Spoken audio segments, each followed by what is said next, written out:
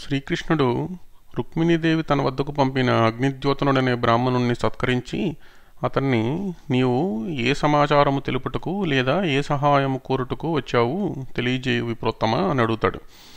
అప్పుడు ఆ బ్రాహ్మణుడు రుక్మిణీదేవి గురించి చెప్పి, రుక్మిణీదేవి నిన్ను కోరుకుంటున్నది, రుక్మిణీదేవి తరపున నీకు ఒక సందేశము తీసుకువచ్చాను అని ఆ సందేశాన్ని వినిపిస్తాడనమాట. నీ గుణగుణములు చెవులకు సోకితే దేహతాపములన్నీ తీరిపోతాయి. దేహముపై ఉన్న మమకారము, దేహముతో కోరికలు తీర్చుకోవాలన్న ఆశ, ఈ దేహము పట్ల ఉన్న బంధము అన్నీ తొలగిపోతాయి. నిన్ను ఒక్కసారి వీక్షిస్తే చాలు, అంతకంటే అధిక లాభం ఏమీ అవసరం లేదు. ఏమేమి కోరికలు ఉన్నాయో ఆ కోరికలన్నీ నీలో లీనమైపోతాయి, నీలో లయమైపోతాయి. నిన్ను సేవించుకుంటే చాలు, అంతకంటే ఉన్నత పదవి మనకేమీ అవసరం ఉండదు. సకల చరాచర సృష్టిలోని ఉన్నతత్వములన్నీ కూడా నీ పాదముల యందు ఆశ్రయించి ఉంటాయి. నీ పాదసేవ చేసుకున్న వారికి అవన్నీ కూడా సులభగ్రాహ్యములు. కాబట్టి నీ పాదసేవ కంటే నాకు కోరుకోవలసినది కానీ, సాధించవలసినది కానీ, కావలసినది కానీ ఇంకేమీ లేదు. నీ నామం ఒక్కటి స్మరిస్తూ ఉన్నా సరే మొత్తం బాంధవ్యాలు, ఈ శరీరంతో వచ్చిన బంధాలు అన్నీ తొలగిపోతాయి.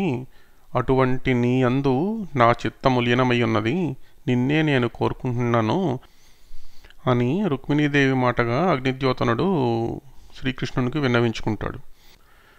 ఏ నీ గుణములు కటీంద్రియంబులు సోక దేహతాపంబులు తీరిపోవు, ఏ నీ శుభాకారమిక్షింప కన్నుల కకిలార్ధలాభంబు కలుగుచుండు, ఏ నీ చరణసేవ ఏ ప్రొద్దు చేసిన భువనోన్నతత్వంబు పొందగలుగు, ఏ నీల సన్నామమే ప్రొద్దు భక్తితో తడవిన బంధసంతతులు వాయు, అట్టి నీ యందు నా చిత్తమనవరతమునొచ్చియున్నది నీ ఆననానలేదు, కరుణచూడుము కంసారి కలవిదారి శ్రీయుతాకార మానినీ చిత్తచోర అని రుక్మిణీదేవి చెప్పినట్టు అగ్నిద్యోతనుడు శ్రీకృష్ణుడికి విన్నవించుకుంటాడు. ఇంకా రుక్మిణీదేవి ఇలా అన్నది అని తెలియజేస్తుంటాడు. నీవు లోకమనోభిరాముడివి, కులము, విద్య, రూపము, కారుణ్యము, సౌజన్యము, బలము, యవ్వనము, ధనము, శౌర్యము, కరుణ అన్ని గుణములు నీలోనున్నవి. అన్ని గుణములకు నీవు ఆశ్రయం ఇచ్చిన వాడవు. నిన్నెవరు కోరకుండా ఉండగలరు? లక్ష్మీదేవి నిన్ను కోరుకుంటుంది కదా అని లక్ష్మీ అవతారమైన రుక్మిణీదేవియే చెప్తున్నదన్నమాట.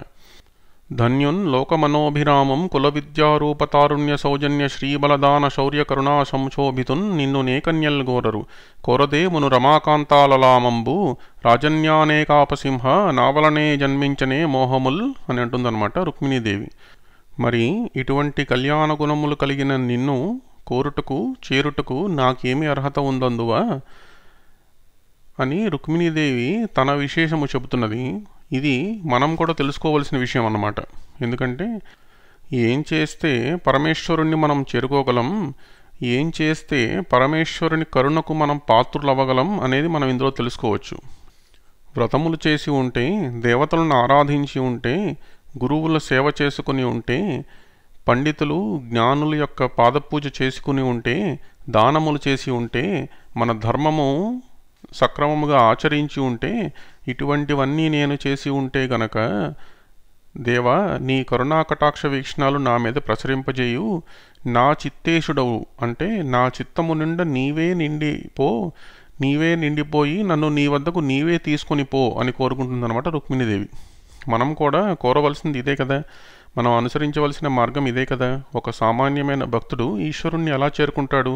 మనకంతటి జ్ఞానము లేదు కదా, మనము తర్కముతో ఈశ్వరుణ్ణి తెలుసుకోలేము కదా. అప్పుడు మన మనస్సంతా ఈశ్వరుడే నిండిపోయి ఈశ్వరుడే మనల్ని తన వద్దకు తీసుకొని పోయేలాగా కోరుకోవడమే మనం చేయవలసిన పని. మరి మన మనస్సంతా ఈశ్వరుడు ఎలా నిలిచిపోతాడు? మనం చేసే ప్రతి పని ఈశ్వరాభిముఖముగా, అంటే ఈశ్వరుణ్ణి తలుచుకొని ఈశ్వరుడి కోసమే మనం పని చేస్తున్నాము. సర్వం ఈశ్వరార్పణం అంటాం కదా. అలాగా ఈశ్వరుని కోసమే మన ఆలోచన, ఈశ్వరుని కోసమే మన మాట, ఈశ్వరుని కోసమే మన పని, అలాగ సర్వము సమస్తము ఆ పరమాత్మయే అని భావించి మనం మన జీవనం గడుపుతూ ఉంటే మన చిత్తమంతా, మన మనస్సు అంతా, మన ఆలోచనలంతా ఆ ఈశ్వరుడే నిండిపోతాడు. ఆ ఈశ్వరుడే మనకు దారి చూపిస్తాడు, ఆ ఈశ్వరుడే మనల్ని నడుపుతాడు, ఆ ఈశ్వరుడే మనల్ని తన వద్దకు తీసుకెళ్తాడు. అది అతని బాధ్యత. అతనిపై బాధ్యతను మోపి మన కర్తవ్యమును ఈ విధంగా నిర్వర్తించడమే మనం చేయవలసిన పని. వ్రతముల్ దేవగురు ద్విజన్మ బుధసేవల్ దాన ధర్మాదులన్ గత జన్మంబులన్ ఈశ్వరున్ హరి జగత్కళ్యాణుకాంక్షించి చేసి తినేనిన్ వసుదేవనందండు నా చిత్తేశుడవుగాక నిర్జుతులైపోదురుగాక సంగరములో చేదీశ ముఖ్యాధముల్.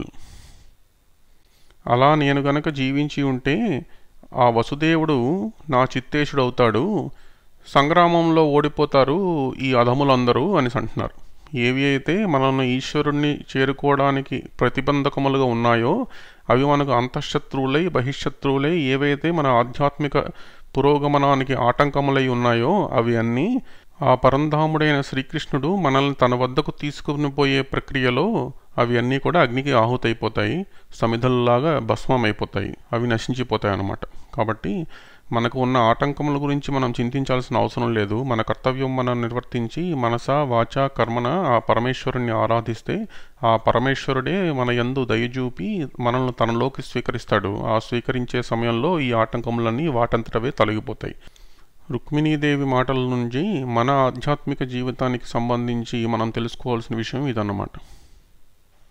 సరే, ఇప్పుడు రుక్మిణి కథలోకి వస్తే, రుక్మిణి తన ప్రేమను శ్రీకృష్ణునికి అగ్నిద్యోతనుడు అనే బ్రాహ్మణుడు ద్వారా తెలియజేసి నీవు వచ్చి నన్ను తీసుకుపో అనే సందేశాన్ని చెప్తుందన్నమాట. ఒకవేళ అలా గనుక జరగకపోతే, నీవు రాలేకపోతే, నేను నీదానను కాకపోతే ఇంకో 100 జన్మలైనా నిన్నే ధ్యానిస్తూ నీ గురించే తపస్సు చేస్తూ నా జీవితం గడుపుతాను తప్ప నేను అన్యులను తలుచుకోను అని చెప్తుందన్నమాట రుక్మిణీదేవి. ఘనులాత్మీయ తమో నివృత్తి కొరకై గౌరీషు మర్యాదనెవ్వని పాదాంబుజతోయమందు మునుగున్ వాంఛింతురేనట్టి నీ అనుకంపన్ విలసింపనేని వ్రతచర్యన్ 100 జన్మంబులను నేను చింతించుచు ప్రాణములు విడిచదని నిక్కంబు ప్రాణేశ్వర అని. అలా రుక్మిణీదేవి తనను తాను మనసా వాచా కర్మన శ్రీకృష్ణునికి సమర్పించుకుంటుందన్నమాట. ఈ అగ్నిద్యోతుడు అనే బ్రాహ్మణుడు రుక్మిణి యొక్క గుణగణాములు సౌందర్య విశేషాలను వర్ణించి చెప్పి శ్రీకృష్ణుని ప్రాధేయపడతాడు. శ్రీకృష్ణ, నీకు తగిన ఇల్లాలవుతుంది రుక్మిణీదేవి, రుక్మిణీదేవికి తగిన భర్త అవుతావు నీవు, కాబట్టి ఇంకా ఆలస్యం చేయవద్దు అని. అప్పుడు శ్రీకృష్ణుడు అంటాడు, నీవు చెప్పిన దానితో నేను అంగీకరిస్తున్నాను బ్రాహ్మణోత్తమ. నా మనసు కూడా రుక్మిణి యందు లగ్నమై ఉన్నది.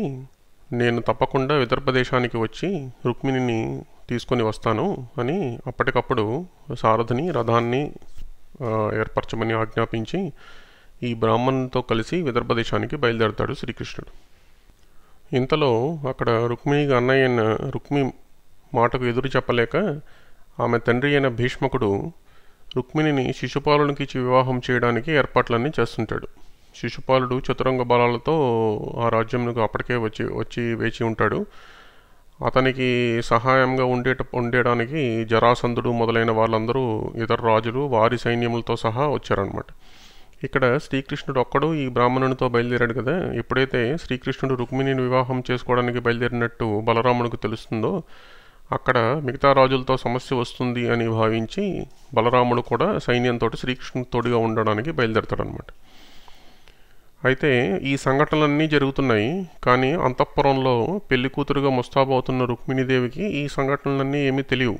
ఆమె అగ్నిద్యోతనుడనే బ్రాహ్మణునికి తన సందేశాన్ని చెప్పి శ్రీకృష్ణుని వద్దకు వెళ్ళమని చెప్పింది. కానీ ఇతను శ్రీకృష్ణుని వద్దకు వెళ్ళాడో లేదో, శ్రీకృష్ణుడు ఇతన్ని కలిశాడో లేదో, శ్రీకృష్ణుడు ఇతని మాటలను అంగీకరించాడో లేదో, శ్రీకృష్ణుడు నన్ను తీసుకెళ్ళడానికి వస్తున్నాడో లేదో, ఈ అనుమానాలన్నీ ఉన్నాయన్నమాట.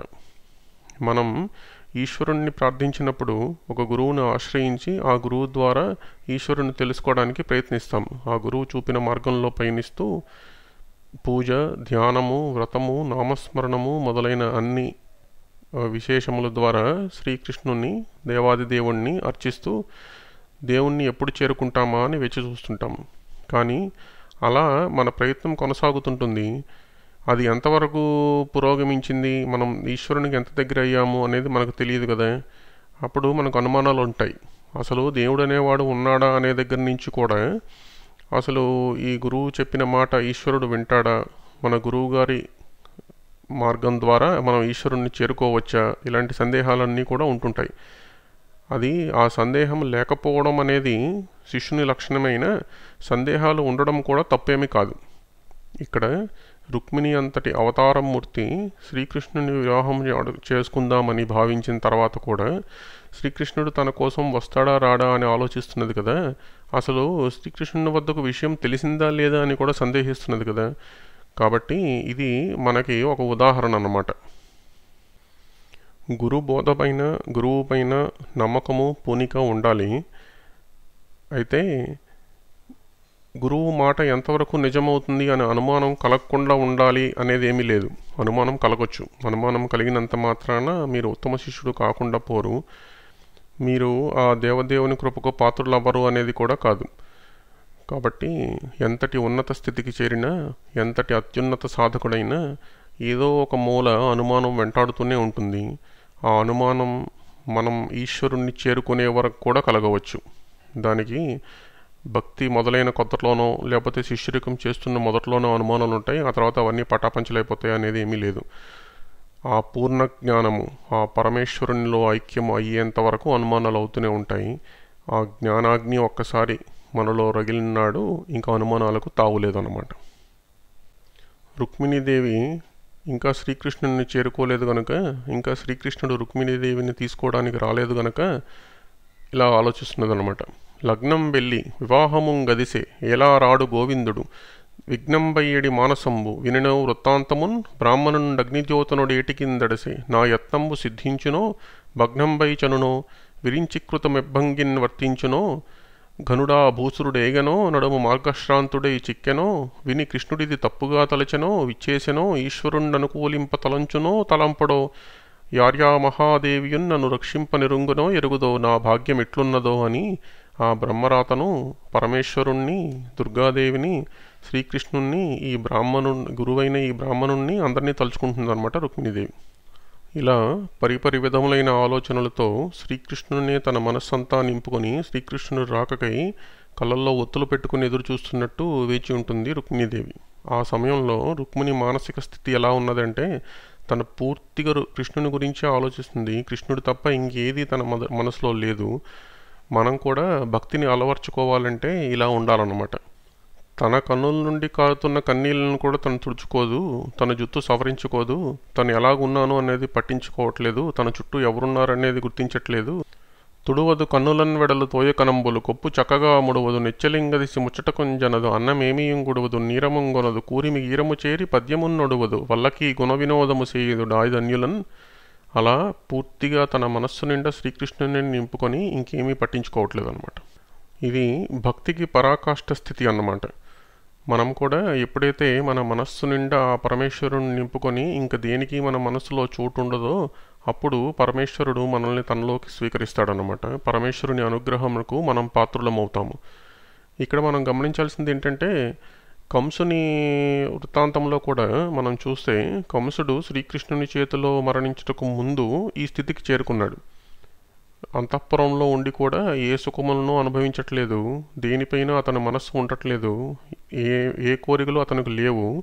శ్రీకృష్ణుని యందు భయమే, శ్రీకృష్ణుడు వచ్చి నన్ను సంహరించేస్తాడేమో, శ్రీకృష్ణుని నేను ముందు సంహరించేయాలి అనుకొని భావిస్తూ శ్రీకృష్ణునే తన మనసు నిండా నింపేసుకున్నాడు.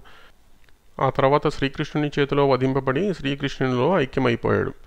అది వైరభక్తి కావచ్చు, ప్రేమ భక్తి కావచ్చు, దాస్య భక్తి కావచ్చు, ఎటువంటి భక్తి అయినా ఆ భక్తికి పరాకాష్ఠ మనస్సంతా ఆ దేవదేవుని నింపేసుకోవడమే. ఇంకేది పట్టించుకోకుండా, ఇంకేది తెలియకుండా ఎప్పుడైతే ఆ అనన్య భక్తి సిద్ధిస్తుందో అప్పుడు ఆ దేవదేవునికి మనం వశమవుతాం. ఆ దేవదేవుడు మనకు వశమవుతాడు. భక్తికి ఉన్న శక్తి అది.